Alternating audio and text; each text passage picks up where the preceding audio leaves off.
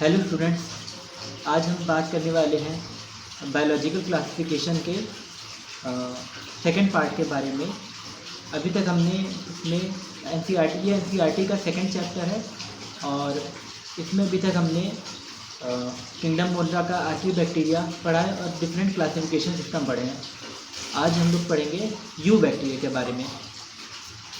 तो you bacteria जो इसके बारे में कुछ चीज़ें हम लोग पढ़े थे कि ये क्या होते हैं। ये न्यू टाइप के बैक्टीरिया हैं और प्रोकैरियोटिक सेल हैं और इनमें जो है इन बैक्टीरिया में वो डिफरेंट शेप के बेसिस पे इनको अलग अलग ग्रुप्स में डिवाइड किया गया, डिफरेंट शेप और फ्लैजला, इनमें फ्लैजला के प्रेजेंस के बेसिस पे भी इनको अलग अलग ग्रुप्स में डिवाइड किया। तो अभी तक हमने ये यू बैक्टीरिया के बारे में इतनी चीज़ें पढ़ी। यू बैक्टीरिया में सबसे पहले इसके हम स्ट्रक्चर के बारे में देखते हैं कि पहले ये जो है यू बैक्टीरिया का कितने ग्रुप्स इसमें होते हैं। तो यू बैक्टीरिया में फर्स्ट ग्रुप जो है बैक्टीरिया, ये इसका एक ग्रुप है। मतलब इसमें कई ग्रुप आते हैं यू बैक्टीरिया में। तो पहला ग्रुप है बैक्टीरिया, दूसरा है माइकोप्लाज्मा, तीसरा है साइनोबैक्टीरिया और चौथा है एक्टिनोमाइसीट्स। तो ये चार ग्रुप इसमें यू बैक्टीरिया में आते हैं: बैक्टीरिया, माइकोप्लाज्मा, साइनोबैक्टीरिया और एक्टिनोमाइसीट्स। इन सब ग्रुप्स के बैक्टीरिया में कुछ ना कुछ डिफरेंस होता है। तो जैसे बैक्टीरिया जो होते हैं ये आजकल फूड वगैरह में मिलते हैं या डिफरेंट डिसीजेस कॉज कर रहे होते हैं। माइकोप्लाज्मा जो है ये, इसको जोकर ऑफ प्लांट किंगडम भी बोलते हैं और इसमें सेल वॉल एब्सेंट होती है। साइनोबैक्टीरिया जो है ये ब्लू ग्रीन एल्गी बोला जाता है। ये फोटो ऑटोट्रॉफ होते हैं, यानी अपना जो फूड है ये खुद से बना लेते हैं, अपने लिए न्यूट्रिशन ये खुद से ऑब्टेन कर लेते हैं। एक्टिनोमाइसीट्स जो होते हैं इनमें फंगस के फीचर होते हैं। तो अलग अलग बैक्टीरिया है और इनमें अलग अलग फीचर्स हैं। अब यहाँ पे जैसे हमको एक डायग्राम दिख रहा है, तो इस डायग्राम में अगर हम देखें तो सबसे बाहर जो हमको लेयर दिख रही है उसको हम लोग बोलते हैं सेल एनवेलप। इस सेल एनवेलप में भी अलग अलग लेयर होती है, ठीक है। जनरली इसको हम लोग कैप्सूल बोल देते हैं। सेल वॉल होती है, सेल मेम्ब्रेन होती है और इसमें स्लाइम लेयर होती है। तो डिफरेंट लेयर्स होती हैं। तो ये सबसे बाहर की, जैसे हमारी बॉडी पे सबसे बाहर स्किन होती है, उसी तरह से बैक्टीरिया में सबसे बाहर ये सेल एनवेलप या कैप्सूल या स्लाइम लेयर, इस तरह का स्ट्रक्चर देखने को मिलता है। ये इसको प्रोटेक्शन प्रोवाइड करता है। दूसरा है इसके अंदर इसके जो सरफेस है, तो इसके सरफेस पे ही फ्लैजला होता है। फ्लैजला इसको मूवमेंट प्रोवाइड करता है। फ्लैजला के बारे में हम लोग डिटेल से पीछे पढ़ चुके हैं, इसके बारे में, फ्लैजा के बारे में। तो फ्लैजला जो होता है ये प्रोटेक्शन वगैरह प्रोवाइड करता है इसको, बैक्टीरिया को। और फ्लैजला जो होता है मूवमेंट कराता है, ठीक है, मूवमेंट में हेल्पफुल होता है फ्लैजला। और इसके ऊपर बाल जैसे स्ट्रक्चर, ये जो आप देख रहे हो हेयर लाइक स्ट्रक्चर्स है। तो ये हेयर लाइक स्ट्रक्चर्स जो होते हैं इनको हम फिम्ब्री बोलते हैं, फिम्ब्री या पिलाई। तो ये फिम्ब्री या पिलाई जो होते हैं ये किसी दूसरे बैक्टीरिया से या किसी सरफेस से अटैचमेंट में काम आते हैं, क्योंकि बैक्टीरिया किसी भी चीज़ पे जब सेटल होंगे, किसी भी चीज़ पे बैठेंगे, तो उससे जुड़ने के लिए, उसे चिपकने के लिए, एक तरह से अटैचमेंट के लिए फिम्ब्री या पिलाई का इस्तेमाल करते हैं। इसके बारे में भी आगे हम लोग डिटेल से पढ़ेंगे कि इसमें क्या डिफरेंस होता है फिम्ब्री में, पिलाई में। और इस पर हमें देखने को मिलता है यहाँ पे अंदर डीएनए, बैक्टीरिया का डीएनए। बैक्टीरिया में दो टाइप का डीएनए होता है, 2 टाइप का डीएनए यहाँ पे है। एक होता है न्यूक्लियोइड। तो न्यूक्लियोइड जो होता है इसमें न्यूक्लियर मेम्ब्रेन नहीं होती है, ठीक है। ऐसे ही ये खुला डीएनए पड़ा रहता है। हम लोग में यूकैरियोटिक सेल, हम लोग में न्यूक्लियर मेम्ब्रेन होती है और न्यूक्लियर मेम्ब्रेन के अंदर न्यूक्लियोटाइड बंद होता है। जैसे एक थैली हो, थैली के अंदर खूब सारा धागा भरा हो, तो इस तरह से हम लोग के अंदर होता है। लेकिन इसके अंदर ऐसा स्ट्रक्चर नहीं होता। इसके अंदर ऐसे ये डीएनए धागे की तरह पूरे सेल में, पूरे प्रोकैरियोटिक सेल में बिखरा होता है। तो ये न्यूक्लियोइड डीएनए है। और इसमें प्लाज्मिड भी देखने को मिलता है। ये एक्स्ट्रा क्रोमोसोमल मटेरियल है, यानी एक्स्ट्रा जो है डीएनए है प्लाज्मिड। तो डबल स्ट्रैंडेड सर्कुलर डीएनए होता है ये प्लाज्मिड जो है, और ये भी डिफरेंट वर्क कर रहा होता है प्लाज्मिड। इसके बाद इसके सेल में साइटोप्लाज्म होता है। साइटोप्लाज्म तो हर सेल में, तो उस तरह से इसमें भी साइटोप्लाज्म देखने को मिलता है। राइबोसोम होते हैं। राइबोसोम जो होते हैं उनको प्रोटीन फैक्टर कहा जाता है और ये राइबोसोम 70S टाइप के होते हैं। तो 70S टाइप के राइबोसोम देखने को मिलते हैं। इसके बाद है यू बैक्टीरिया के, जैसे हम लोग स्ट्रक्चर इसका देखें, इसके कंपोनेंट्स देखें तो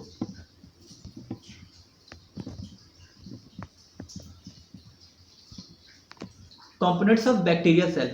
कि क्या क्या कंपोनेंट होते हैं बैक्टीरिया के। अभी हम लोग डायग्राम देखे थे, तो उस डायग्राम में ये सारी चीज़ें थी। सेल एनवेलप था, cell envelope, cytoplasm, nucleoid, plasmid, flagella, pili और फिम्बरी, ये सारी चीज़ें बैक्टीरियल सेल के कंपोनेंट में देखने को मिल रही थी। सबका रोल भी अभी थोड़ा बहुत ब्रीफ में हमने इसको डिस्क्राइब किया, अभी इसके बारे में अभी पढ़ेंगे। तो ये सब इसके कंपोनेंट है बैक्टीरियल सेल में, जो अलग अलग चीज़ें देखने को मिलती हैं। कोई भी ऑर्गेनिज्म होता है तो उसमें अलग अलग ऑर्गन्स होते हैं, उसके सेल में अलग अलग पार्ट्स होते हैं। तो उसी तरह से बैक्टीरिया में भी ये एक तरह से अलग अलग ऑर्गन्स हैं, अलग अलग पार्ट्स हैं जो अलग अलग काम कर रहे होते हैं। नेक्स्ट इसके बाद हम लोग बात करेंगे सेल एनवेलप की। सेल एनवेलप क्या होता है? सेल एनवेलप आउटर कवरिंग होती है। किसी भी बैक्टीरिया के बाहर, सबसे बाहर जो कवरिंग होगी उसको हम सेल एनवेलप बोलते हैं। Cell envelope consist of 3 components. तो इसमें 3 कंपोनेंट देखने को मिलते हैं। पहला है ग्लाइकोकैलिक्स। ग्लाइकोकैलिक्स है, इसको म्यूसिलेज कवरिंग भी बोलते हैं। तो म्यूसिलेज कवरिंग भी बोलेंगे। पॉलीसेक्राइड्स वगैरह की बनी होती है, इसमें पॉलीसेक्राइड्स देखने को मिलते हैं, ग्लाइकोजन, ठीक है, और डिफरेंट टाइप के पॉलीसेक्राइड्स इसमें मिले होते हैं एक तरह से। दूसरा है सेल वॉल। इसमें सेल वॉल भी देखने को मिलती है बैक्टीरिया में।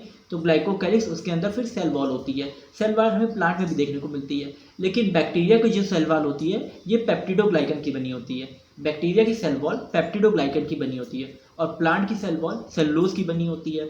इसी तरह से फंगस में भी सेल वॉल देखने को मिलती है। तो फंगस की सेल वॉल काइटिन की बनी होती है। तो ये सबकी सेल वॉल में डिफरेंस होता है। अलग अलग ऑर्गेनिज्म में उनकी सेल वॉल में डिफरेंस देखने को मिलता है। तो सेल एनवेलप में 3 कंपोनेंट्स है इसमें, ग्लाइकोकैलिक्स, सेल वॉल और प्लाज्मा मेम्ब्रेन। ये अलग अलग इसके कंपोनेंट हैं। इसके बारे में अभी हम लोग डिटेल से पढ़ेंगे। सबसे पहले सेल वॉल। सेल वॉल का आप यहाँ पे स्ट्रक्चर देख रहे हैं, इस तरह का क्रॉस लिंकिंग टाइप का स्ट्रक्चर सेल वॉल में देखने को मिलता है। तो ये क्रॉस लिंकिंग देखने को मिलती है सेल वॉल में। ये अलग अलग एमिनो एसिड्स होते हैं और पॉलीसेक्राइड्स होते हैं, जो इस तरह का स्ट्रक्चर क्रॉस लिंकिंग टाइप का एक तरह से नेटवर्क जाल जैसे स्ट्रक्चर बना रहे होते हैं। सेल वॉल रिजिड होती है, सॉलिड, कवरिंग प्रोटेक्ट्स बर्स्टिंग इन हाइपोटोनिक सोल्यूशन। जैसे अगर हम किशमिश को पानी में डालते हैं तो रेजिन को जैसे वाटर में अगर हम डिप करेंगे तो काफ़ी टाइम तक अगर डिप करके उसको छोड़े रहेंगे तो वो फूल जाएगी और बस्ट कर जाएगी, फूल जाएगी। और जैसे अंगूर को अगर हम उसमें डालते हैं, पानी में डालते हैं तो बस्ट कर सकता है, फट सकता है। तो सेल्स जो होती हैं वो हाइपोटोनिक सॉल्यूशन में जब उनको डाला जाता है तो वो सेल कर जाती है, क्योंकि बहुत ज़्यादा पानी उनके अंदर चला जाता है। सेल्स के अंदर अगर नॉर्मल सेल्स जैसे होती हैं तो उनके अंदर बहुत ज़्यादा पानी जा सकता है, ऐसा होता नहीं है, क्योंकि सेल मेम्ब्रेन होती है सेल के ऊपर जो इस चीज़ को रोकती है। लेकिन नॉर्मली सेल में क्या हो सकता है कि अगर सेल मेम्ब्रेन या सेल वॉल जैसी चीज़ें ना हो तो उसके अंदर बहुत सारा पानी भर जाएगा और वो सेल या जो भी वो ऑर्गेनिज्म है, जो भी चीज़ है, वो फट जाएगी पानी से। तो इसमें क्या है कि इसकी सेल वॉल रिजिड है, बहुत रिजिड होती है, यानी ठोस होती है, और ये सॉलिड है, ठीक है, और प्रोटेक्ट करती है इसको। बैक्टीरिया जो है, तो बैक्टीरिया फट ना जाए, बस्ट ना हो जाए, ख़राब ना हो जाए। तो बैक्टीरिया को फटने से ये रोकती है कि ऐसा ना हो कोई बैक्टीरिया जो है वो वाटर में है या किसी भी सॉल्यूशन में पड़ा हुआ है किसी वजह से, तो वो उस सॉल्यूशन में वो पानी उसके अंदर बहुत ज़्यादा चला जाए, एंटर कर जाए और वो बैक्टीरिया बस्ट कर जाए, फट जाए। तो इस चीज़ को सेल वॉल जो होती है वो रेगुलेट कर रही होती है, एक तरह से इसकी प्रोटेक्शन करती है। Cell wall made of peptidoglycan. Cell wall peptidoglycan की बनी होती है। तो सेल वॉल किसकी बनी होती है? पेप्टिडोग्लाइकन की। ये चीज़ पहले बता दी हमने कि सेल वॉल, बैक्टीरिया की सेल वॉल जो होती है ये पेप्टिडोग्लाइकन की होती है। पेप्टिडोग्लाइकन प्रोटीन और पॉलीसेक्राइड का एक कॉम्प्लेक्स होता है, इसको हम बोलते हैं peptidoglycan, peptide plus glycogen. Next है peptidoglycan chain is made up of repeating units of N acetyl glucosamine, ठीक है। इसमें एन एसिटाइल ग्लूकोसामीन होता है, यानी अमीनो एसिड और ग्लूकोज का मिक्सिंग कॉम्प्लेक्स इसमें देखने को मिलता है। एन एसिटाइल ग्लूकोसामीन, जिसको हम लोग नैग कह रहे होते हैं, NAG नैग, और N acetyl neuraminic acid NAM NAM इसको डिनोट करते हैं। तो इसमें आप देखेंगे फिगर में जैसे बना हुआ है, तो फिगर में कुछ येलो बॉल्स हैं, कुछ ऑरेंज बॉल्स हैं।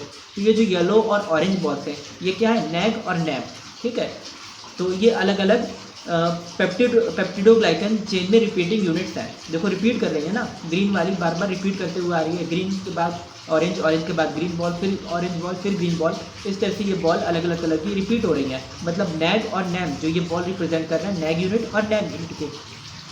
तो ये नैग यूनिट और नैम यूनिट एक दूसरे को रिपीट कर रही हैं इस तरह से। तो एक क्रॉस लिंकिंग या नेटवर्क जैसा स्ट्रक्चर बन जाता है। ये सेल वॉल का ऐसा स्ट्रक्चर होता है। इसमें 2 चीज़ें आपको याद रखनी है क्या होती हैं? नैग और नैम। ठीक है, एन एसिटाइल ग्लूकोसामीन और एन एसिटाइल म्यूरामिक एसिड, ठीक है। और ये इसको रिजिडिटी प्रोवाइड करती है, इसको सपोर्ट प्रोवाइड करती है, प्रोटेक्शन प्रोवाइड करते हैं। ये जो कॉम्प्लेक्स जिसे भी हम देख रहे हैं पेप्टिडोग्लाइकन या नैग और नैम है। इसके बाद बात आती है सेल वॉल के बाद प्लाज्मा मेम्ब्रेन की या सेल मेम्ब्रेन, इसको हम लोग सेल मेम्ब्रेन भी बोलते हैं। तो सेल मेम्ब्रेन जो होती है ये सेलेक्टिवली परमिएबल है। सेल मेम्ब्रेन सेलेक्टिवली परमिएबल होती है, यानी कुछ चीज़ों को ये अंदर आने देगी, यानी कुछ मॉलिक्यूल्स को जिसकी सेल को रिक्वायरमेंट होगी। सेल को रिक्वायरमेंट किस चीज़ की होती है? ग्लूकोज की हो सकती है, ठीक है, या किसी हार्मोन, कोई हार्मोन अगर उसके अंदर आ रहा है, या कोई भी चीज़ ऐसी जिसको सेल की रिक्वायरमेंट है। तो ऑक्सीजन की अगर सेल को रिक्वायरमेंट होती है, जिन चीज़ों की सेल को रिक्वायरमेंट होती है, या जिस मात्रा में वाटर की रिक्वायरमेंट है, जिस उसमें क्वांटिटी में, तो उसी क्वांटिटी में ये अलाउ करती है प्लाज्मा मेम्ब्रेन कि वो चीज़ें जैसे ग्लूकोज है, ऑक्सीजन है, तो वो सेल में एंटर कर जाए। और बहुत ज़्यादा ये चीज़ें सेल में एंटर ना करें, इस चीज़ को रेगुलेट भी कर रही होती है। या कोई अननेसेसरी चीज़ जैसे अमोनिया है, या कोई यूरिया है, कोई और जो कार्बन डाइऑक्साइड है, वो सब सेल में आ जाए, ठीक है। तो इस चीज़ को रोकने का भी काम करती है जो सेलेक्टिवली परमिएबल मेम्ब्रेन है। तो कुछ चीज़ों को वो अंदर ला रही होती है और बाकी चीज़ों को वो बाहर रखती है। इसी तरह से बहुत सी चीज़ों को वो अंदर रखती है ताकि वो सेल से बाहर न चली जाएँ बिना उसके रिक्वायरमेंट के, ठीक है। और काफ़ी चीज़ों को सेल के अंदर ही रखती है। तो ये एक तरह से सेलेक्टिवली परमिएबल होती है। It is metabolically active in bacteria. Bacteria में बहुत ज़्यादा एक्टिव होती है ये, यानी प्लाज्मा मेम्ब्रेन जो होती है, मेम्ब्रेन में ही इसमें फोल्डिंग्स होती है और रेस्पिरेशन में इसका हेल्प हो रहा होता है, ठीक है। ये रेस्पिरेशन कर रही होती है प्लाज्मा मेम्ब्रेन। तो प्लाज्मा मेम्ब्रेन जो है बैक्टीरिया में मेटाबॉलिकली एक्टिव होती है, कोई ना कोई वर्क कर रही होती है। It takes part in respiration, synthesis of lipids and cell wall components, यानी जो अभी बताया कि रेस्पिरेशन करती है। अब रेस्पिरेशन भी अलग तरह से करती है, जिसके आगे जो है उसके बारे में डिस्क्राइब करेंगे कि रेस्पिरेशन कैसे होता है। नेक्स्ट है सिंथेसिस ऑफ लिपिड्स बनाते हैं, ठीक है। प्लाज्मा मेम्ब्रेन से लिपिड वगैरह बनते हैं। और क्योंकि इसमें अलग तो ऑर्गेनल है नहीं लिपिड बनाने के लिए, एंडोप्लाज्मिक रेटिकुलम या जो वो होता है गोल्जी बॉडी होती है, तो ये सेल ऑर्गेनल यूकैरियोटिक में होते हैं। प्रोकैरियोटिक बैक्टीरिया में सब चीज़ सेल ऑर्गेनल नहीं होते हैं। तो ये कैसे लिपिड बनाएंगे? ये लिपिड बनाते हैं प्लाज्मा मेम्ब्रेन की हेल्प से। रेस्पिरेशन ये कैसे करते हैं? हम लोग में रेस्पिरेशन सेल में होता है यूकैरियोट में, तो यूकैरियोट में जो रेस्पिरेशन होता है वो माइटोकॉन्ड्रिया में होता है। लेकिन बैक्टीरिया में कैसे, या जो मोनरा है ये बैक्टीरिया है, तो बैक्टीरिया में रेस्पिरेशन कहाँ होगा? क्योंकि इसमें तो माइटोकॉन्ड्रिया नहीं है। तो माइटोकॉन्ड्रिया नहीं है तो उसमें रेस्पिरेशन कहाँ पे होता है? प्लाज्मा मेम्ब्रेन पे होता है। और सेल वॉल कॉम्पोनेंट भी बनाती है। प्लाज्मा मेम्ब्रेन जो होती है ये सेल वॉल कॉम्पोनेंट बनाती है, यानी सेल वॉल जो बनती है। तो इसी प्लाज्मा प्लाज्मा मेम्ब्रेन जो है कुछ सब्सटेंस सीक्रेट करती है, कुछ चीज़ें बनाती है, जिससे ये प्लाज्मा मेम्ब्रेन की सेल वॉल बनती है। अच्छा, अगर आपने अभी तक चैनल सब्सक्राइब नहीं किया तो चैनल को सब्सक्राइब कर लीजिए, ताकि आपको आगे की वीडियो की अपडेट्स वगैरह मिलती रहें और टाइम से टाइम आपको ये वीडियो प्रोवाइड होती रहे, जिससे आपको पढ़ने में कोई, स्टडी में आपके नीट की तैयारी में किसी तरह की कोई प्रॉब्लम ना हो। हम लोग टाइम टू टाइम बायोलॉजी की और बाकी सब्जेक्ट की भी इस पर वीडियो प्रोवाइड करते रहेंगे आपको। तो और किसी भी तरह का कोई डाउट होता है तो कमेंट में आप पूछ सकते हैं। और ये वीडियो अगर आपको अच्छी लगती है तो आप लाइक ज़रूर करें और ज़्यादा से ज़्यादा लोगों में इसको शेयर करें। अच्छा, अभी हम लोग बात कर रहे हैं प्लाज्मा मेम्ब्रेन में। तो प्लाज्मा मेम्ब्रेन के बाद नेक्स्ट आता है साइटोप्लाज्म। एक मिनट बस, एक यहाँ पे हेडिंग छूट गई, ग्लाइकोकैलिक्स या म्यूसिलेज कवरिंग, ठीक है। एक हेडिंग और थी ग्लाइकोकैलिक्स या म्यूसिलेज कवरिंग। तो ये सबसे बाहर की आउटर मोस्ट लेयर होती है। ग्लाइकोकैलिक्स जो होती है ये बैक्टीरिया की सबसे बाहर की लेयर है और ये नॉन सेलुलोजिक पॉलीसेकेराइड की होती है, जिसमें प्रोटीन नहीं होता, ठीक है। अभी हमने देखा था शुरू में कि बैक्टीरिया में बहुत सारी लेयर्स थी, बहुत सारी परतें थी, तो उसमें ग्लाइकोकैलिक्स भी होती है, ठीक है। और ग्लाइकोकैलिक्स जो होती है नॉन सेलुलोजिक पॉलीसेकेराइड है, इसमें सेलुलोज नहीं होता, ना इसमें कोई प्रोटीन होता है। It is a loose covering, ये बहुत लूज होती है, बहुत ढीली ढाली सी होती है, सेल वॉल जैसे रिजिड नहीं होती। स्लाइम लेयर है, ठीक है। स्लाइम लेयर भी इसीलिए कहते हैं क्योंकि लूज कवरिंग है। If thick and tough called capsule, ठीक। कभी कभी कुछ बैक्टीरिया में ये टफ हो जाती है तो उस कंडीशन में इसको हम कैप्सूल कह देते हैं, वरना तो ये जनरली ग्लाइकोकैलिक्स जो होती है ये लूज रहती है, स्लाइम लेयर के फॉर्म में रहती है, स्लाइम लेयर के फॉर्म में रहती है। प्रोटेक्टिव इन फंक्शन, और ये भी क्या करती है? प्रोटेक्शन कर रही होती है, बैक्टीरिया को प्रोटेक्ट कर रही होती है और उसके इन्वायरमेंट में जिस भी चीज़ से उसको किसी भी तरह का हार्म अगर हो सकता है तो उस चीज़ से वो उसको प्रोटेक्ट करती है ग्लाइकोकैलिक्स। नेक्स्ट है, अगर आप ये फिगर देखें तो इस फिगर में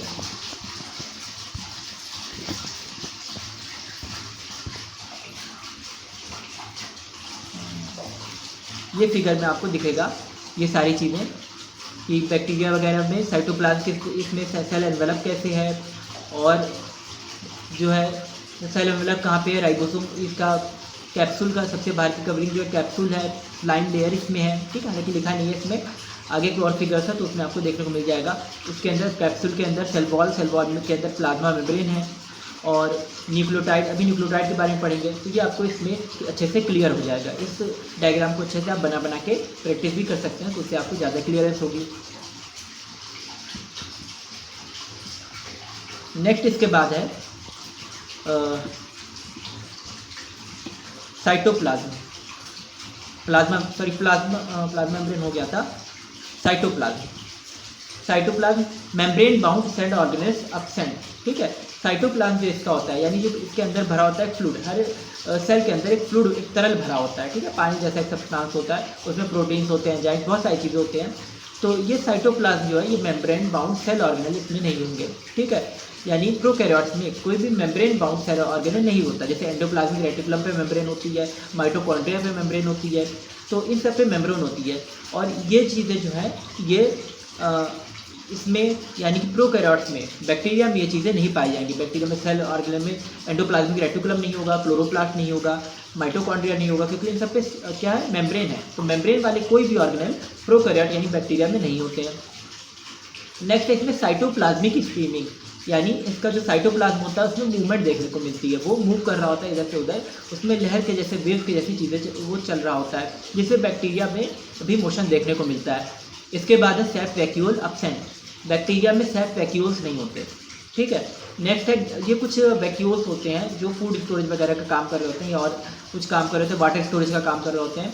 तो सेल्फ वैक्यूल और गैस वैक्यूल, तो सेल्फ वैक्यूल इसमें एब्सेंट होते हैं, गैस वैक्यूल प्रेजेंट होते हैं। यानी कोई भी गैस वगैरह अगर ये बनाते हैं, एक्सक्रीटरी प्रोडक्ट वगैरह, अमोनिया वगैरह कुछ बना या कार्बन डाइऑक्साइड बना, तो वो इस गैस वैक्यूल में इकट्ठा हो सकता है, तो गैस वैक्यूल इनमें देखने को मिलेंगे। It has the following components, कुछ कंपोनेंट्स होते हैं मीजोसोम, राइबोसोम और क्रोमेटोफोर। ये साइटोप्लाज्म में ये चीज़ें देखने को मिलती हैं। बैक्टीरिया के साइटोप्लाज्म में क्या क्या होता है, मीजोसोम होता है, राइबोसोम होता है और क्रोमेटोफोर्स होते हैं। तो ये इसके साइटोप्लाज्म में हमने बात की थी कि मीजोसोम जो होता है मेम्ब्रेन में पाया जाता है, और ये मीजोसोम इसमें फोल्डिंग के फॉर्म में होता है। अब इसका फिगर आएगा कि रेस्पिरेशन में हेल्पफुल होता है, क्योंकि बैक्टीरिया में माइटोकॉन्ड्रिया नहीं है, तो बैक्टीरिया में माइटोकॉन्ड्रिया तो है नहीं, तो उसके साइटोप्लाज्म में मीजोसोम होता है जो उसको रेस्पिरेशन में हेल्पफुल होता है। दूसरा इसमें राइबोसोम, बैक्टीरिया में राइबोसोम होता है, और राइबोसोम प्रोटीन सिंथेसिस में हेल्पफुल होता है। राइबोसोम इसमें 70S टाइप का होता है, यानी हल्का होता है। यूकैरियोट में राइबोसोम भारी होता है, 80S इसमें 80S टाइप का होता है यूकैरियोट में, और इनमें 70S टाइप का होता है। नेक्स्ट है क्रोमेटोफोर्स। क्रोमेटोफोर्स जो होते हैं ये फोटोसिंथेसिस वगैरह कर रहे होते हैं क्योंकि क्लोरोप्लास्ट तो होता नहीं है बैक्टीरिया में, कोई भी सेल ऑर्गेनेल नहीं है मेम्ब्रेन बाउंड, तो क्रोमेटोफोर्स होते हैं, और क्रोमेटोफोर्स फोटोसिंथेसिस करते हैं। एक मिनट, नेक्स्ट इसके बाद हम लोग देखेंगे साइटोप्लाज्म के बाद है मीजोसोम। मीजोसोम जो है इसका प्लाज्मा मेम्ब्रेन पे इसके इनफोल्डिंग्स होती हैं, तो ये इनफोल्डिंग्स जो होती है इसको हम मीजोसोम बोलते हैं। ये इनफोल्डिंग यानी इसकी जो प्लाज्मा मेम्ब्रेन है ये अंदर से इसमें धसाव होता है, एक तरह से कंस्ट्रक्शंस होते हैं, इन्वेजिनेशन जिसको आप बोल सकते हो, कंस्ट्रक्शन बोल सकते हो, अंदर की तरफ इन्वेजिनेट होते हैं, धसाव होता है। तो इस तरह के, या इनवर्ड फोल्डिंग भी इसको बोला जाता है, form due to inward folding of plasma membrane, अंदर की ओर ये मुड़ जाते हैं, ठीक है। जैसे कोई बलून है, अगर आप उसके ऊपर ऐसे कस के पिंच करो तो उसमें क्या हो जाएगा, उसमें वो अंदर की ओर थोड़ा सा धंस जाएगा, उसको दबाओगे बलून को तो अंदर की ओर थोड़ा सा धंस जाएगा, ठीक है। तो उसी तरह से इसमें प्लाज्मा मेम्ब्रेन अंदर की ओर थोड़ा सा धसी रहती है और कुछ स्ट्रक्चर बना लेती है, जिसको हम मीजोसोम बोलते हैं। मीजोसोम रेस्पिरेशन में हेल्पफुल होता है। मीजोसोम किस चीज़ में हेल्प करता है, रेस्पिरेशन में, क्योंकि इसमें माइटोकॉन्ड्रिया नहीं है, तो रेस्पिरेशन का काम कौन करता है, मीजोसोम। ये स्ट्रक्चर जो अभी आपको फोटो में दिख रहा है ये मीजोसोम है, और ये रेस्पिरेशन में हेल्प करेगा। तो बैक्टीरिया में इस तरह से रेस्पिरेशन होता है। नेक्स्ट है इसमें, अच्छा, इसी मीजोसोम पे कुछ एंजाइम होते हैं जिनको हम रेस्पिरेटरी एंजाइम बोलते हैं। तो वो रेस्पिरेटरी एंजाइम जब इसके रेस्पिरेशन प्रोसेस में हेल्प करते हैं ताकि अच्छे से बैक्टीरिया में रेस्पिरेशन हो जाए। तो इसी मीजोसोम पे कुछ रेस्पिरेटरी एंजाइम होते हैं जो मीजोसोम की हेल्प कर रहे होते हैं कि रेस्पिरेशन हो जाए। ये रेस्पिरेटरी एंजाइम हम लोग में माइटोकॉन्ड्रिया के अंदर होते हैं। अब बैक्टीरिया में माइटोकॉन्ड्रिया तो है नहीं, तो इसके मीजोसोम पे ये रेस्पिरेटरी एंजाइम प्रेजेंट होते हैं।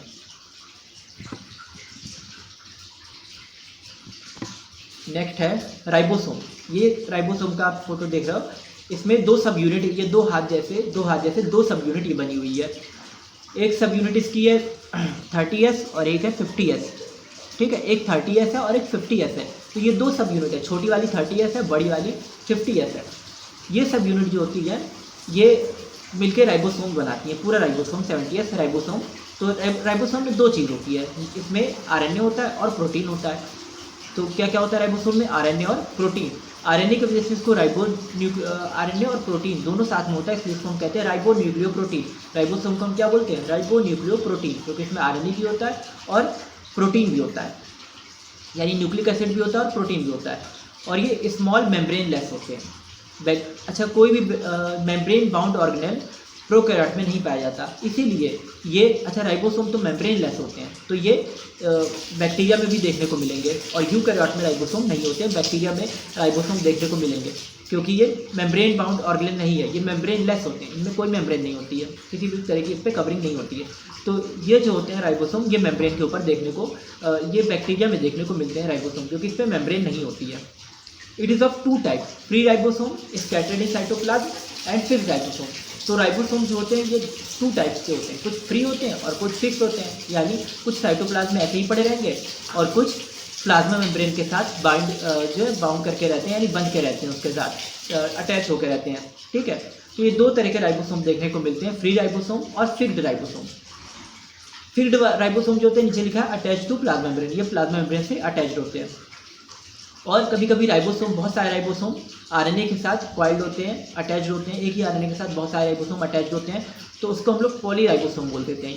ये पॉली राइबोसोम वगैरह आप जेनेटिक्स में पढ़ेंगे, तो उनमें पॉली राइबोसोम कुछ बैक्टीरिया में ऐसे देखने को मिलेगा, बहुत सारे राइबोसोम जो हैं वो एक ही RNA के साथ अटैच होते हैं, तो इसको पॉली राइबोसोम्स हम लोग कहते हैं। अब इसके बाद ये हम लोग में, अच्छा यूकैरियोट जो होते हैं, तो यूकैरियोट में राइबोसोम 80S टाइप का होता है, हम लोग में अलग राइबोसोम होता है और इनमें अलग टाइप का राइबोसोम होता है, इनमें 70S टाइप, यानी बैक्टीरिया में 70S टाइप का राइबोसोम होता है। आज यहीं तक हम लोग लेक्चर रखते हैं, और अगर आपको लेक्चर अच्छा लगा और ये वीडियो अच्छी लगी हो तो इसको लाइक करें और चैनल को सब्सक्राइब ज़रूर करें, ताकि आगे जो भी वीडियो आने वाली है वो आपको प्रॉपर टाइम पे सही से मिल जाए। और अगर कोई भी डाउट होता है तो कमेंट करके आप पूछ सकते हैं कमेंट में। थैंक यू फॉर वॉचिंग, मिलते हैं अगली वीडियो में।